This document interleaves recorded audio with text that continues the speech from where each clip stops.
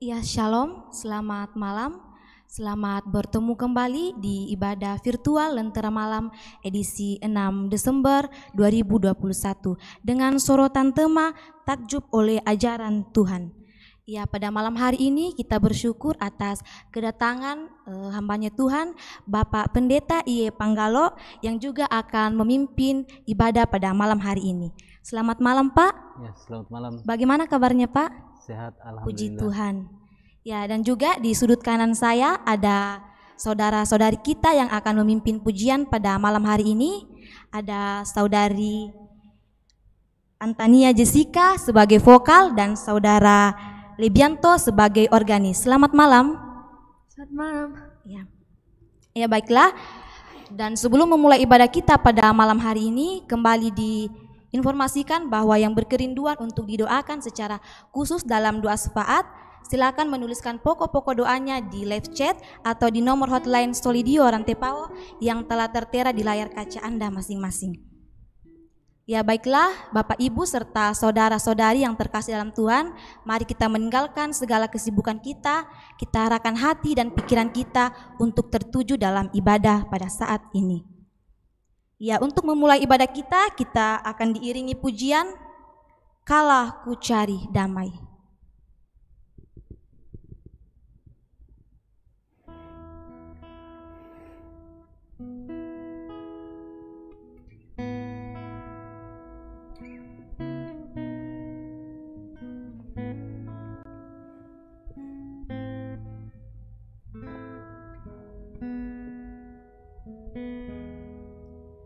Kala ku cari damai, hanya ku dapat dalam Yesus. Kala ku cari ketenangan, hanya ku temui di dalam Yesus. Tak satu pun dapat menghiburku, tak seorang pun dapat menolongku. Hanya Yesus jawaban hidupku. Bersama Dia hatiku damai, walau dalam lembah kekelaman. Bersama Dia hatiku tenang, walau hidup penuh tantangan. Tak satu pun dapat menghiburku, tak seorang pun dapat menolongku. Hanya Yesus jawaban hidupku.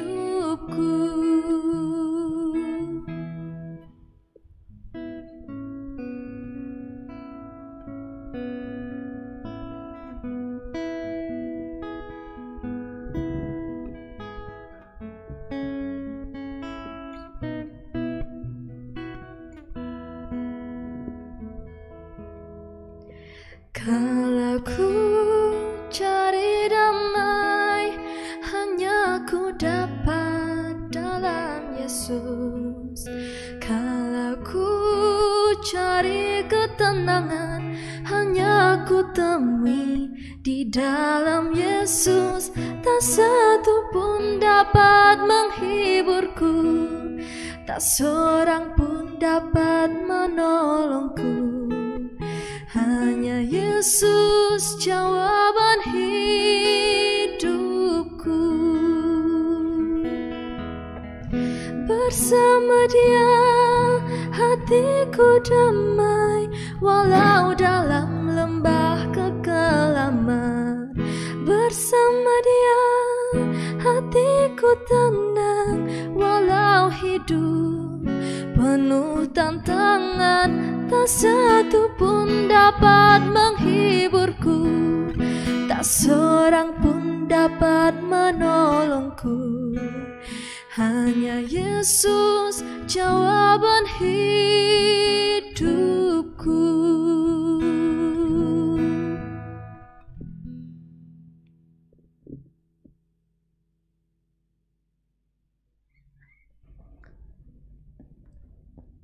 Saudara-saudara sekalian,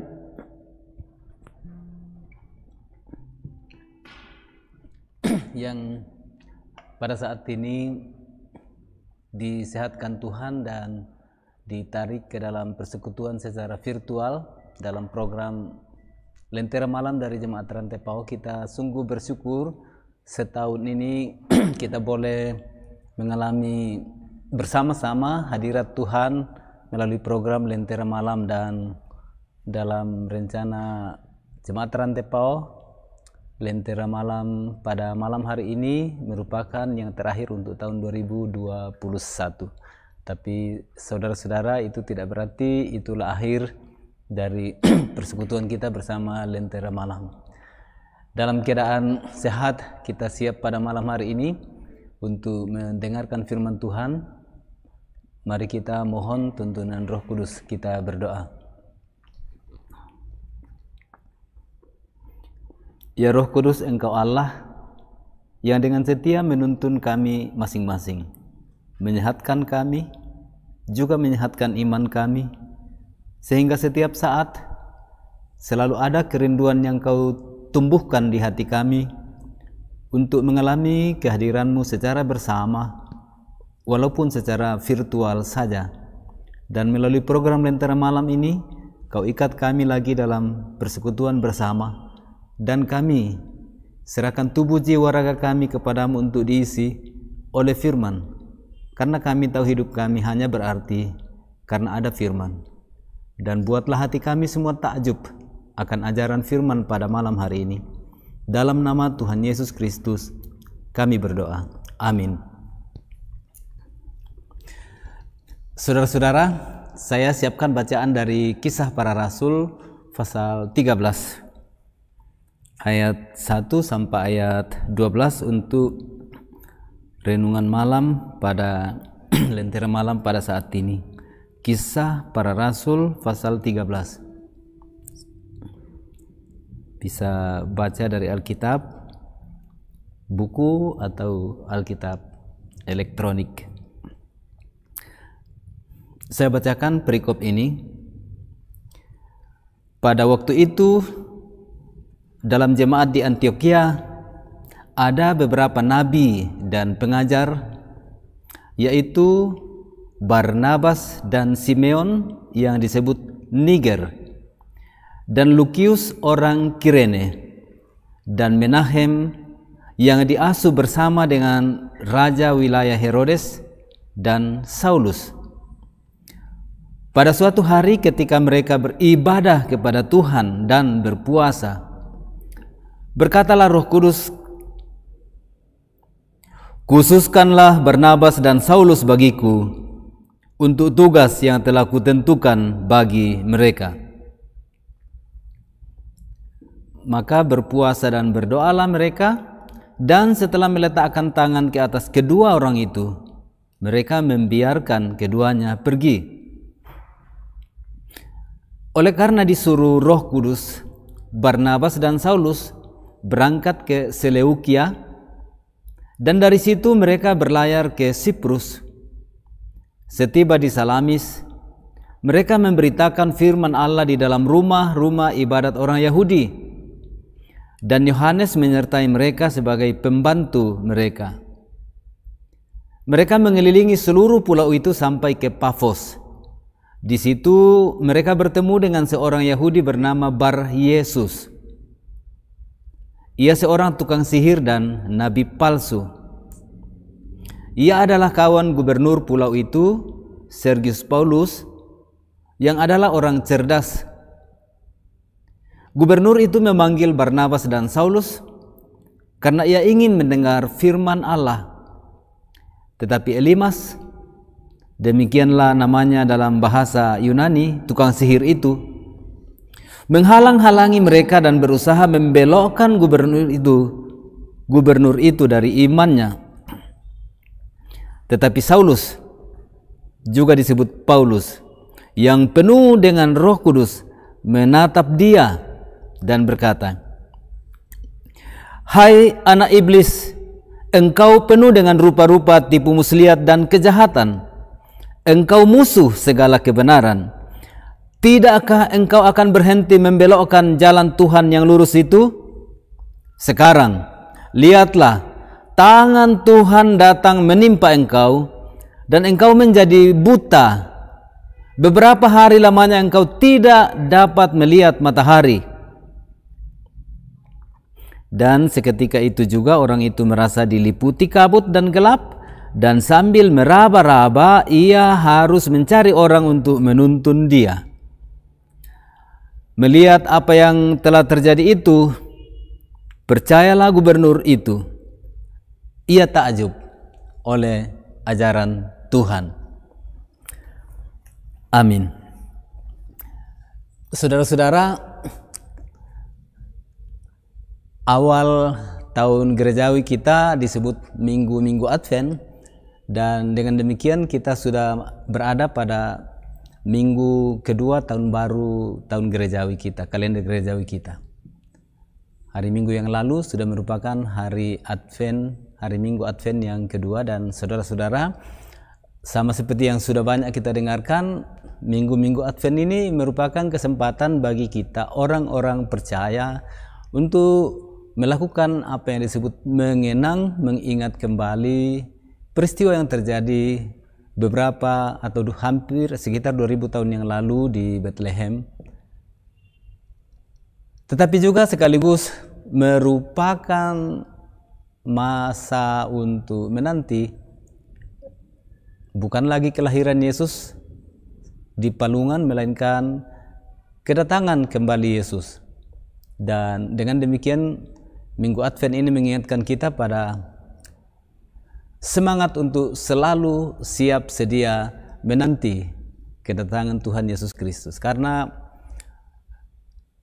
tidak ada gunanya semua yang kita lakukan di dalam kehidupan beriman kita tanpa mampu dan penuh harapan melihat ke hari kedatangan Yesus kembali.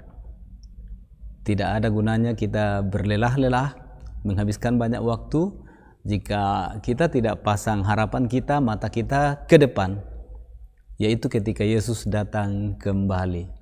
Nah, saudara-saudara, takjub oleh ajaran Tuhan. Takjub itu dalam bahasa Toraja manga-manga atau manga, dua-duanya sama. Manga-manga atau manga. Kagum sekali dan sangat kagum.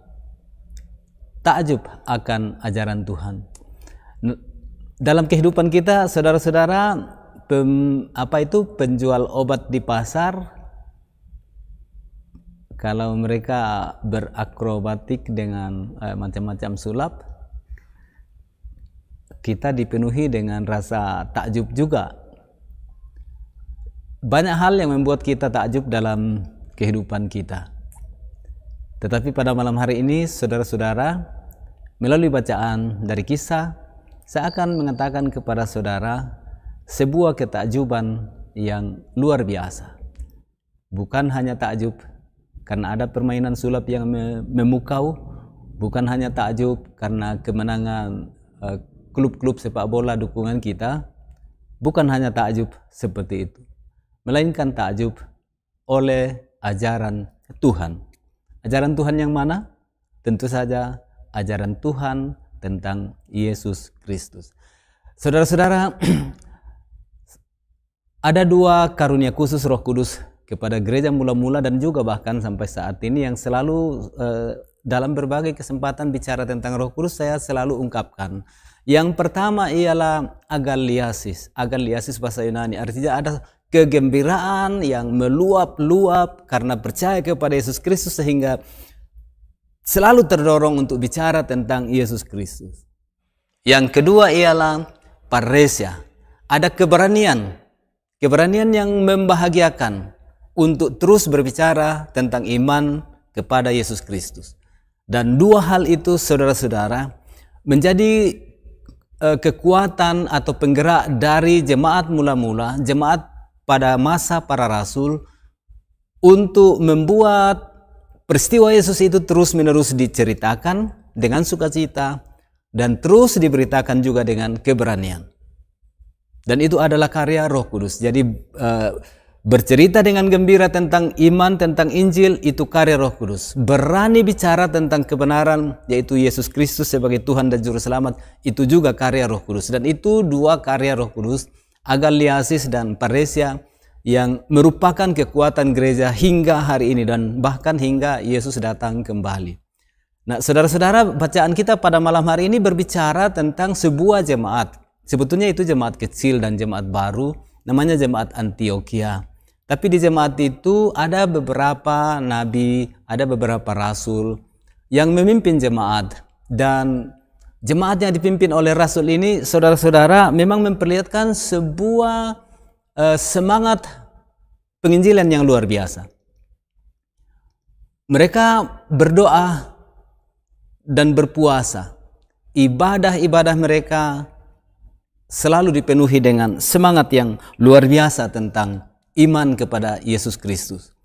Dan apa yang dikatakan, kalau bisa kita lihat di ayat yang pertama sampai ayat ketiga itu, saudara-saudara bisa lihat. Dikatakan di situ bahwa mereka berkumpul di bawah pimpinan para nabi dan para rasul ini. Mereka berdoa dan berpuasa, dan apa yang terjadi pada suatu hari sementara mereka beribadah, tempat mereka itu digoncangkan oleh kehadiran Roh Kudus. Ayat 2, pada suatu hari ketika mereka beribadah kepada Tuhan, berkatalah Roh Kudus, dan ini terjadi di dalam ibadah. Apakah kita membayangkan kalau kita sementara beribadah di rumah, atau beribadah kebaktian rumah tangga, atau beribadah di dalam gereja, atau ibadah perayaan Natal kita pada akhir tahun ini, kalau bisa kita bayangkan, lalu tiba-tiba Roh Kudus datang berbicara, khususkanlah keluarga ini bagiku, khususkanlah pendeta ini bagiku, khususkanlah ibu ini bagiku. Roh Kudus hadir, membuat ibadah itu penuh dengan semangat. Tapi saudara-saudara, khususkanlah Paulus dan Barnabas bagiku untuk tugas yang akan diberikan kepadanya. Dan tugas itu adalah tugas pergi memberitakan Injil. Jadi dari jemaat Antioquia, mereka didoakan, ditumpangi tangan, kedua orang itu ditumpangi tangan, lalu mereka meninggalkan kota Antioquia menuju ke kota pelabuhan namanya Seleukia.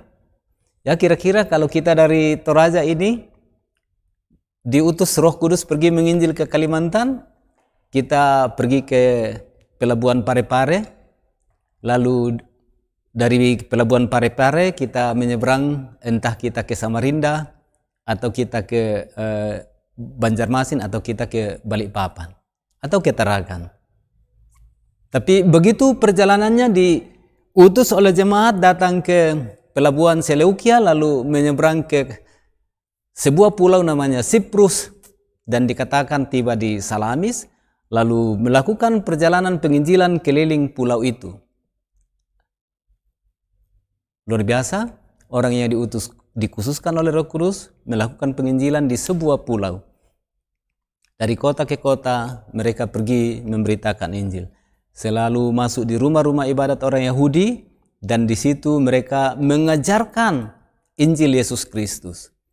Dan saudara-saudara, pekerjaan pelayanan seperti ini yang dilakukan oleh Barnabas dan Paulus itu akhirnya sampai ke telinga seorang atau ke telinga gubernur pulau itu, namanya Sergius Paulus, dan dia sangat ingin untuk mendengarkannya. Tetapi yang paling penting dari bagian pertama perikop ini ialah ibadah jemaat dihadiri Roh Kudus, dipenuhi Roh Kudus, mengutus, dan jemaat Antioquia mengutus Paulus dan Barnabas untuk pergi menginjil. Jadi saudara-saudara, kalau bayangkan jemaat Rantepo ini beribadah dan dipenuhi Roh Kudus, lalu mengutus seseorang dari anggota jemaat untuk pergi menginjil. Jadi perlu kita selalu membayangkannya, mengevaluasi ibadah-ibadah kita ini dipenuhi dengan Roh Kudus atau bagaimana. Karena kalau dipenuhi dengan Roh Kudus, maka memang kita akan dipenuhi oleh semangat untuk sukacita memberitakan Injil dan berani untuk mengatakan kebenaran. Nah, jemaat Rantepo sebagai jemaat tertua di sini sekarang merupakan jemaat yang harus selalu siap mengutus orang untuk pergi memberitakan Injil. Mudah-mudahan program jemaat Rantepo ini untuk menginjil sama seperti yang dilakukan oleh jemaat Antioquia pada tahun 2022 nanti itu makin menonjol, sehingga kita tidak hanya sibuk mengurus keindahan ibadah-ibadah internal kita, organisasi ke dalam, tetapi kita juga toh memang bergerak keluar. Karena itu fungsi dari sebuah ibadah, fungsi dari sebuah jemaat, tempat untuk mengutus orang untuk pergi. Jadi Roh Kudus mengutus melalui jemaat Antioquia. Saya harap Roh Kudus juga mengutus orang dari jemaat Rantepo ini untuk pergi menginjil lagi. Dan anggota jemaatnya itu pergi menginjil. Tapi ketika saya katakan ini memang karena jemaat Rantepo ini jemaat yang luar biasa diberkati Tuhan. Di mana-mana kita bisa bertemu dengan orang yang entah dibaptis di jemaat Rantepo di sini, diberkati di jemaat Rantepo di sini, dan selalu mengingat jemaat Rantepo. Sehingga jemaat Rantepo ini memang menjadi sebuah jemaat yang betul-betul begitu banyak orang merasa memilikinya. Ketika kita bicara tentang pembangunan gedung gereja dan ada yang berpikir bahwa gedung gereja ini mungkin dibongkar baru dibangun yang baru, kita semua menjadi tidak setuju. Itu tanda kecintaan kita kepada jemaat ini. Tapi okelah, saya ingin menekankan bahwa jemaat yang beribadah dipenuhi Roh Kudus, mengutus orang untuk pergi. Jemaat Rantepo terus beribadah dan akan mengutus orang pergi. Bisa juga kita katakan sekarang ini jemaat Rantepo melalui virtual ministry-nya, melalui Lentera Malam ini sebetulnya sudah begitu berperan mengambil bagian dalam pemberitaan Injil ke semua tempat tanpa batas sebenarnya. Sehingga memang kalau kita syukuri Lentera Malam 1 tahun berjalan malam hari ini, tentu kita juga berdoa bahwa Lentera Malam tahun 2022 yang akan datang lagi kembali ke rumah kita bersama-sama. Nah, yang kedua tentang perjalanan penginjilan Barnabas dan Paulus di Siprus. Rumah-rumah ibadah dikunjungi, mengajarkan tentang Injil. Nah, di antara orang yang mendengar Injil itu ada satu orang yang cukup penting disebutkan, yaitu seorang yang bernama Bar Yesus. Bar Yesus itu sebuah nama yang sangat terkenal di Pulau Siprus. Terkenal karena apa? Terkenal karena dia adalah seorang yang pintar menyihir, seorang tukang sihir. Tapi melekat juga pada dirinya dia seorang nabi palsu, tukang sihir dan juga nabi palsu.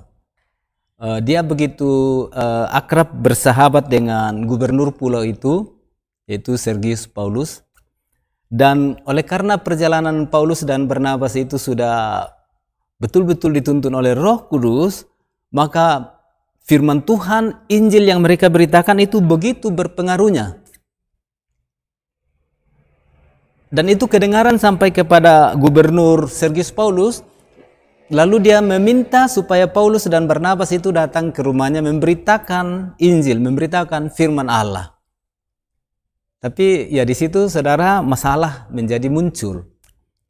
Ketika Bar Yesus mendengar bahwa gubernur ini, sahabatnya ini rindu untuk mendengarkan firman Allah, dia malah menghalang-halangi gubernur itu untuk mendengarkan firman Allah. Kita bisa lihat itu di ayat yang kita bisa lihat di mana dia menghalang-halangi gubernur untuk mendengarkan Injil. Ayat yang ke-8, nama lainnya itu Bar-Yesus, nama lainnya itu Elimas. Berusaha menghalang-halangi dan berusaha membelokkan gubernur itu dari jalan Tuhan, dari keinginannya untuk mendengarkan Injil Yesus Kristus. Dia berusaha menghalang-halangi. Nah, perikop ini juga memperkenalkan Bar-Yesus itu yang sesungguhnya. Selain dia tukang sihir dan dia nabi palsu, ya nabi palsu yang sekaligus juga berarti nabi istana ya. Memang nabi palsu itu suka ada di istana.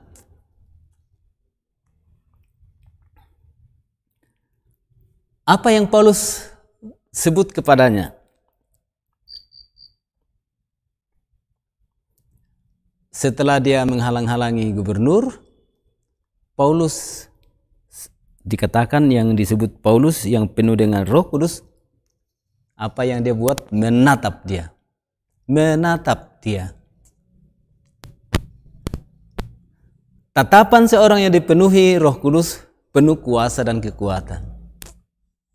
Seorang tukang sihir, seorang nabi palsu, sahabat sang gubernur tidak berdaya menghadapi tatapan seorang yang dipenuhi oleh Roh Kudus. Menatap dia.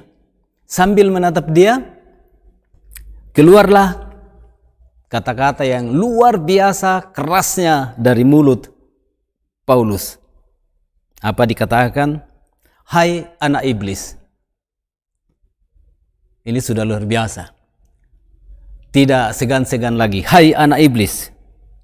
Engkau penuh dengan rupa-rupa tipu muslihat. Itu ayat yang ke-10 ya. Hai anak iblis, engkau penuh dengan rupa-rupa tipu muslihat dan kejahatan. Tipu muslihat, rupa-rupa, kejahatan, rupa-rupa, semuanya. Engkau musuh segala kebenaran. Apalagi yang tersisa baik pada Elimas ini? Anak iblis, penuh dengan tipu muslihat, penuh dengan kejahatan, penuh dengan dia adalah musuh segala kebenaran, tukang sihir, dan dia nabi palsu. Tidak ada lagi tersisa yang baik pada dia. Tapi apakah seorang sahabat gubernur masih berani bicara kepada Paulus yang sedang menatap dia dengan mata yang penuh dengan kuasa Roh Kudus? Tidak. Tidakkah engkau akan berhenti membelokkan jalan Tuhan yang lurus itu? Elimas mau membelokkan jalan Tuhan, mau membelokkan dan menghalang-halangi gubernur itu untuk mendengarkan Injil. Dan sekaligus saudara-saudara, penghalang penginjilan ini langsung dihukum. Ayat 11, sekarang lihatlah tangan Tuhan datang menimpa engkau. Engkau tidak dapat melihat matahari. Dan diterangkanlah hukuman hebat itu atas Elimas. Seketika itu juga orang itu, Elimas merasa diliputi kabut dan gelap. Dan sambil meraba-raba ia harus mencari orang untuk menuntun dia. Jadi hukuman tidak tunggu waktu lagi. Pada saat dia melakukan penghalangan terhadap penginjilan, pada saat itu juga Tuhan menghukum dia. Dan dia digelari dengan semua nama yang tidak ada sedikit pun benarnya. Saudara-saudara, menghalangi pemberitaan Injil itu buruk. Tidak ada baiknya. Tidak ada benarnya. Di hadapan Allah kita akan dicap sebagai musuh segala kebenaran, anak iblis, penuh dengan tipu muslihat dan semua yang jahat yang menghalangi pemberitaan Injil.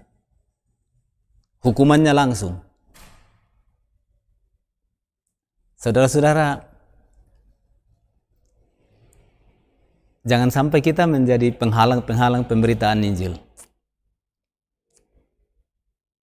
kita menghalangi program-program yang dilakukan oleh jemaat untuk memberitakan Injil. Kita kikir untuk menetapkan anggaran untuk penginjilan.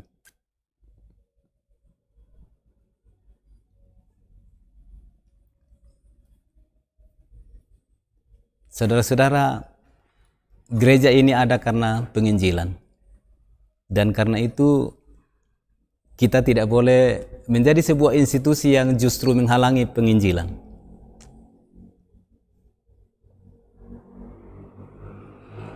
Termasuk kita menghalangi penginjilan kalau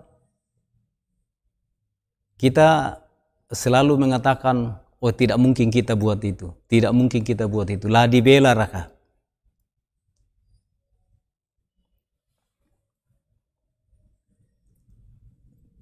Kita tidak seharusnya menyebarkan pesimisme di tengah-tengah jemaat. Apalagi kalau yang menyebarkan pesimisme itu adalah pemimpin jemaat, majelis. Karena itu akan menjadi akar yang pahit di dalam jemaat. Itu akan menjadi alat iblis untuk menutup pintu penginjilan di dalam jemaat. Dan kita tidak ingin menjadi seperti Bar Yesus. Kita tidak ingin menjadi seperti Elimas ini. Kita tidak ingin menjadi penghalang perkabaran Injil.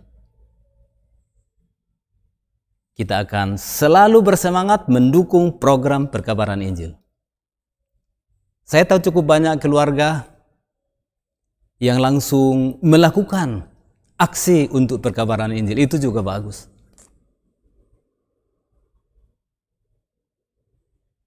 Keluarga-keluarga atau perkumpulan-perkumpulan itu juga bagus. Memang manisnya atau enaknya ialah kalau seluruh potensi dalam jemaat itu dikumpul di jemaat, ke dalam majelis. Tapi ya itulah, mungkin masih ada juga anggota jemaat yang melihat bahwa kalau kita full ke jemaat malah itu menjadi sulitnya luar biasa untuk melakukan perkabaran Injil, jadi biar mereka buat sendiri. Tapi saudara-saudara, kita tidak ingin mengurung apapun, mengurung siapapun untuk memberitakan Injil. Pribadi boleh menginjil, institusi boleh menginjil, jemaat boleh menginjil, dan harus menginjil. Kita sekali lagi jangan menjadi Elimas dengan cara kita sendiri-sendiri. Jangan menjadi Bar Yesus. Tapi saudara-saudara, hal yang ketiga dari perikop ini ialah ternyata penghalangan perkabaran Injil yang dilakukan oleh Elimas atau Bar Yesus itu dan langsung dihukum oleh Tuhan justru menghasilkan, atau apa yang diusahakan oleh Elimas dihalang-halangi gubernur untuk mendengarkan firman Tuhan, justru itu yang 100% terjadi. Ketika gubernur itu melihat bahwa Elimas sudah buta dan dia hanya menunggu orang untuk menuntun dia bisa berjalan, maka Elimas itu menjadi takjub. Bagaimana Injil yang diberitakan oleh Rasul Paulus itu berkuasa. Bukan hanya sebuah kata yang kosong dari Rasul Paulus, melainkan itu sebuah kata yang berkuasa. Jadi reaksi dari gubernur di dalam ayat yang ke-12 itu, melihat apa yang telah terjadi itu, Elimas sudah buta, meraba-raba, butuh bantuan untuk dituntun. Itu bagi gubernur itu sebuah bukti bahwa firman Allah yang diberitakan oleh Rasul Paulus itu berkuasa, berotoritas, menakjubkan. Percayalah gubernur itu, ia takjub oleh ajaran Tuhan. Saudara-saudara, mudah-mudahan kita semuanya selalu takjub pada ajaran Tuhan kita sendiri. Mengapa gerakan cinta Alkitab itu perlu?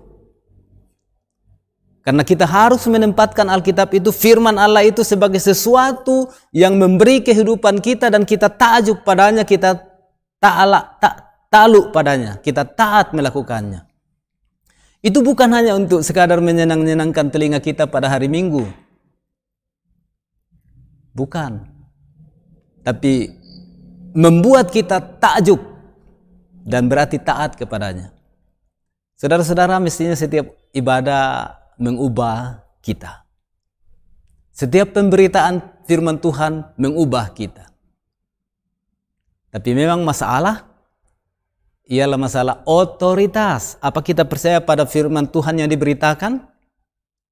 Dan karena itu memang Gereja Toraja juga selain gerakan cinta Alkitab, atau di dalam gerakan cinta Alkitab itu ada hal-hal lain yang juga dibuat, yaitu pelatihan khotbah-khotbah berbasis Alkitab. Pelatihan khotbah langham salah satunya. Bagaimana supaya pemberita firman Tuhan memberitakan apa yang ada di dalam Alkitab, bukan apa yang ada di pikirannya. Sama seperti yang saya buat pada malam hari ini, mengikuti model langham. Saya memberitakan apa yang ada di dalam perikop ini. Saya tidak mengatakan dan memberitakan apa yang ada di pikiran saya. Saya memberitakan apa yang ada di dalam firman Allah ini. Dan respons kita, respons yang benar ialah takjublah akan firman Allah. Saudara-saudara, ini lentera malam yang terakhir untuk tahun 2021. Saya akan menantang saudara. Apakah saudara takjub dengan firman Allah pada malam hari ini? Apakah saudara takjub dengan firman Allah yang akan saudara dengar dalam berbagai ibadah Natal selama bulan Desember ini? Itu respons mendengar firman yang benar. Takjub akan ajaran Tuhan. Roh Kudus menolong saudara. Amin. Ya baik, sungguh luar biasa.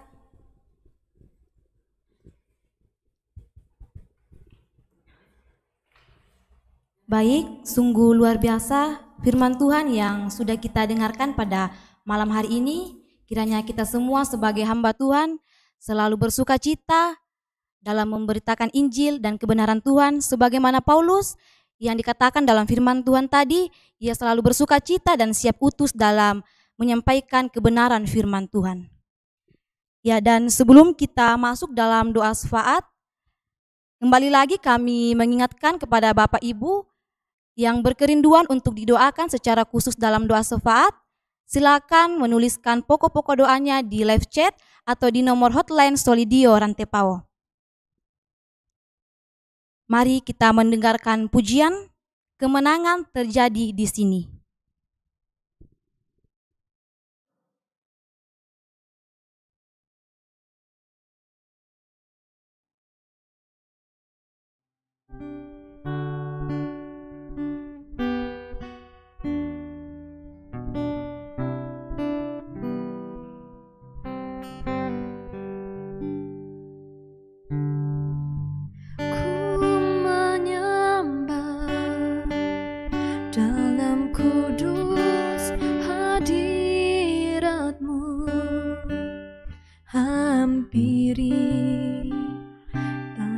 Kasih karunia-Mu Bapa,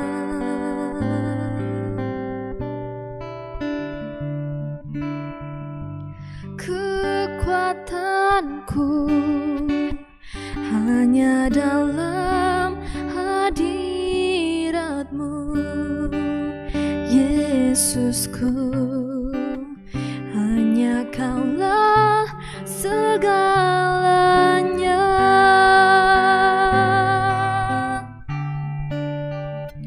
Ku yakin Kau hadir di sini, ku rasakan kuasa yang tak terbatas. Ku yakin Kau nyata di sini,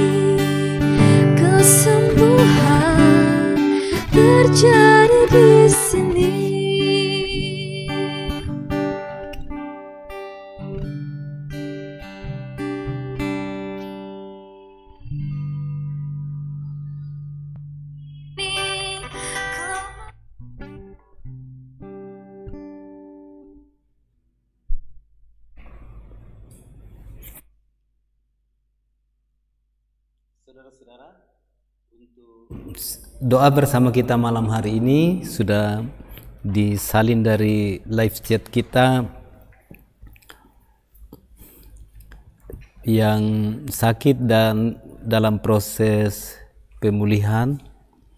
Ada Bapak Yusuf Huda Rantesalu, ada Ibu Yudit dalam masa pemulihan ini di Makale, anak kekasih Gafa dalam proses terapi, Nenek Fian di Makassar, Ibu Marginita dalam masa pemulihan, Mama Monda dalam masa terapi, rencana operasi Irma Andi Lolo 8 Desember di Polandia, Bapak Indah dalam masa pemulihan, Bapak Paulus Pati Allo di Rumah Sakit Laki Padada, Ical di rumah, anak kekasih Mikael di Rumah Sakit Elim, rencana operasi usus buntu anak kekasih Jesse, Bapak Yohanes Taruk dan anak kekasih Charles Victor di Palopo, Oma Nesa di rumah, Ato, Abes dan Pong Epi di rumah, Mama Wan di rumah.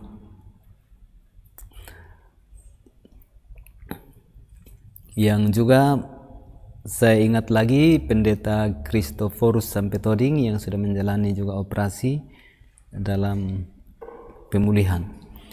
Ada permintaan khusus Kiki Daniel agar diberi keturunan. Ya Kiki, kita akan berdoa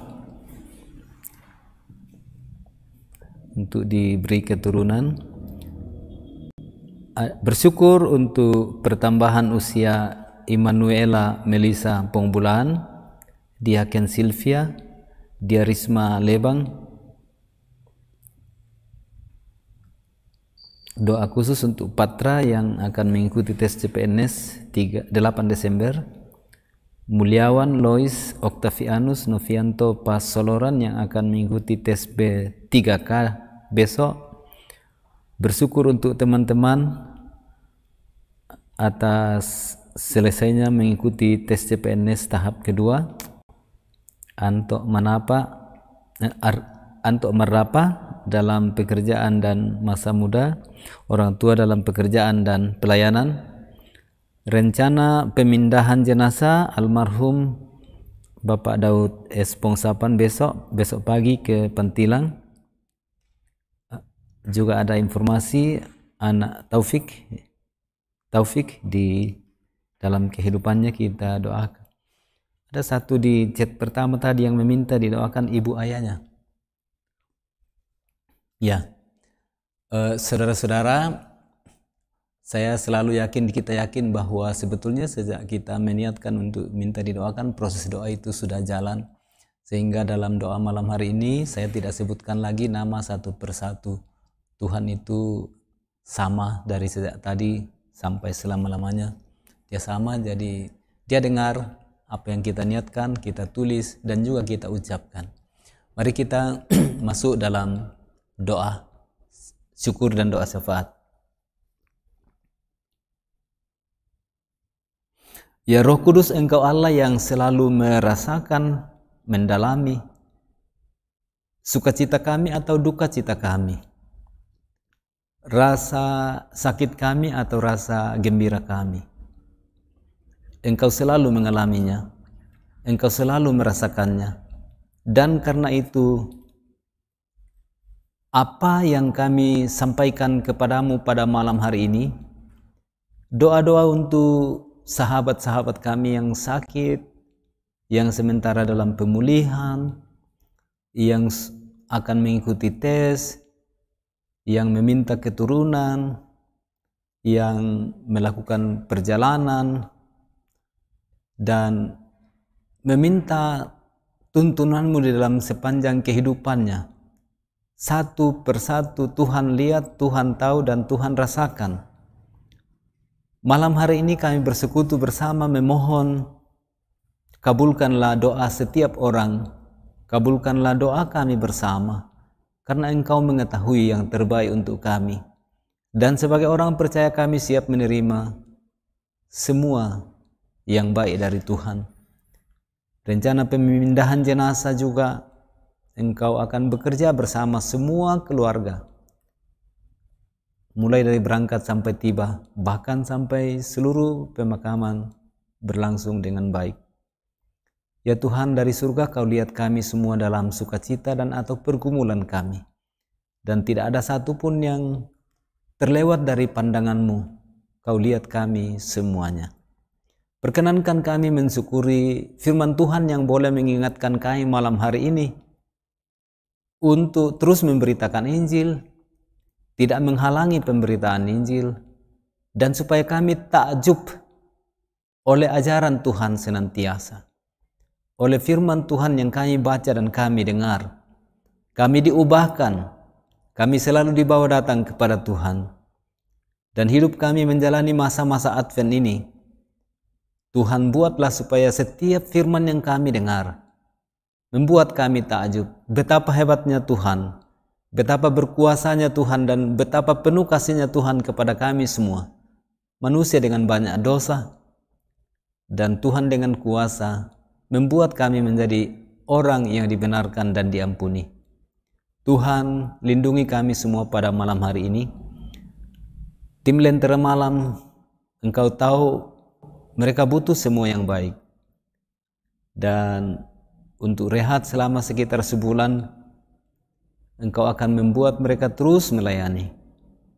Dan tahun depan bisa muncul lagi bersama, memberitakan Injil dari program Lentera Malam. Karena Engkau berkuasa atas seluruh program, berkuasa atas kehidupan kami, makin berguna bagi pemberitaan Injil. Engkau membuat kami tenang tentram menjalani malam hari ini.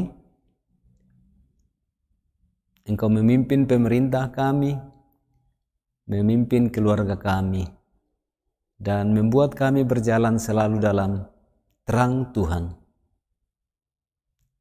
Sempurnakan doa kami Bapa, dan kabulkanlah dalam kasih karunia-Mu. Di dalam nama Tuhan Yesus Kristus, Juru Selamat kami berdoa kepadamu dalam doa virtual pada malam hari ini. Amin.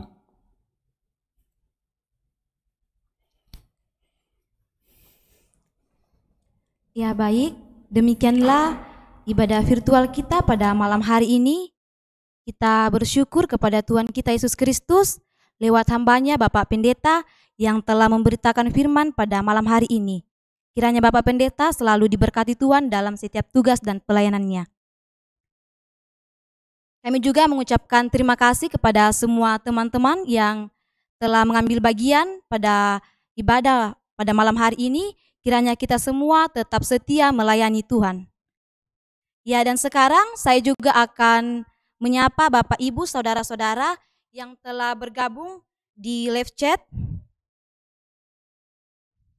Selamat malam, Krisnawati, Damari Serangan, Anugrah Toding, Yuli Tandilakbi, Adolfina Pasang, Freddy Balapadang, Melianus, Julise Napitupulu, Simon Kuta, Hendrik Lebang, Delviana Meliana Balik, Maria Payung, Eper Tando, Yohanis Taruk, Hermin Bane Parimpung, Fransi Kendek, Paulina Bidangan, Ibu Margareta Panggalo, Igar Margareta, Dina Pairunan, Novianto Pasoloran, Heri Mangawe, Rai S.A. Umbas, Alexander Payung, Anto Marappa, Adriati Arijana Toban, Edi Ningsi, Dina Parapak, Daud Barung, Ferry Layuk, dan Edi Ningsi. Ya, kami mengucapkan terima kasih kepada Bapak Ibu, saudara-saudara yang telah bergabung dalam live chat pada malam hari ini. Ya, terima kasih untuk Bapak Ibu, saudara-saudari atas kesetiaan kita semua, atas dukungan kita semua dalam ibadah Lentera Malam di sepanjang tahun 2021. tayangan hari ini merupakan tayangan terakhir kami di tahun ini. Dan kami berharap bahwa kita semua tetap senantiasa berada dalam lindungan penyertaan Tuhan. Kami akan hadir kembali di tahun 2022, oleh karena itu tetap nantikan Lentera Malam Solidio Rantepao. Di akhir kata saya ingin mengucapkan selamat menyambut hari kelahiran Tuhan kita Yesus Kristus. Tuhan Yesus memberkati.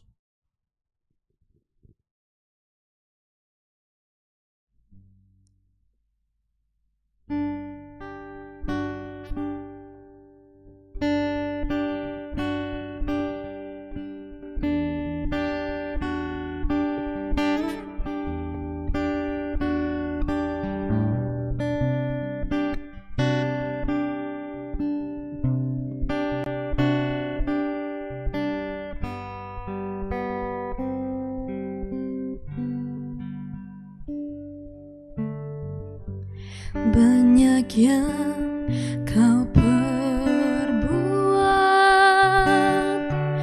di dalam hidupku, rancangan indahmu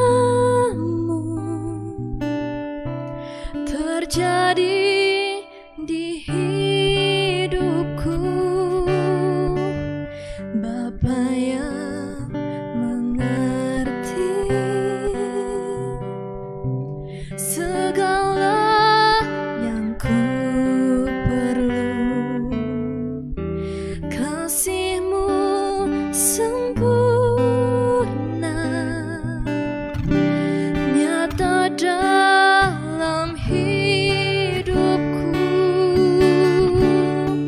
Ku bersyukur Bapa, ku bersyukur Tuhan, buat kasih setia-Mu di dalam hidupku. Ku bersyukur, ku bersyukur Bapa, ku bersyukur Tuhan, buat kasih setia-Mu di dalam hidupku. Ku bersyukur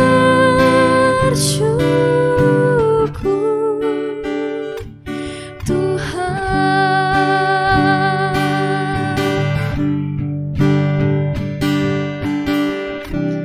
Bapa yang mengerti segala yang ku perlu, kasih-Mu sempurna nyata dalam hidupku. Ku bersyukur Bapa, ku bersyukur Tuhan,